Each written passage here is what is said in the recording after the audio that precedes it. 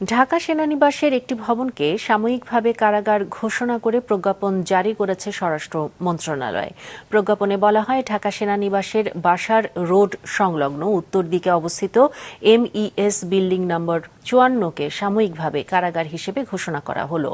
বিগত সরকারের আমলে গুমের দুটি মামলায় সাবেক ও বর্তমান মোট ২৫ সেনা কর্মকর্তার বিরুদ্ধে ইতোমধ্যে গ্রেফতারি পরোয়ানা জারি করেছে আন্তর্জাতিক অপরাধ ট্রাইব্যুনাল।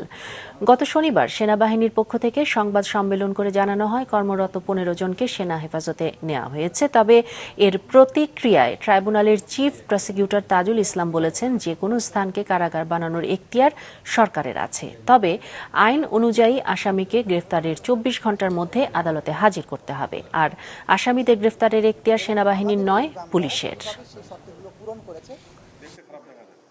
কোন জায়গাকে কারাগার করা হচ্ছে এইটা প্রসিকিউশনের বা তদন্ত সংস্থার আমাদের বিবেচ্য বিষয় নয়। আমাদের বিবেচ্য বিষয় হচ্ছে আইন অনুযায়ী কাজটা করতে হবে। যে আসামিকে গ্রেপ্তার যদি করা হয়, করা মাত্রই উইদিন 24 আওয়ার্স তাকে আদালতে আনতে হবে। এটা হচ্ছে মোদ্দা কথা।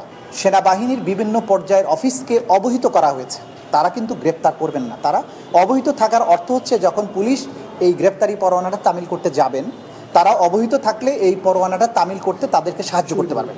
সুতরাং অ্যারেস্টিংয়ের পাওয়ার কিন্তু আইন শৃঙ্খলা রক্ষাকারী বাহিনীর, অন্য কারণে।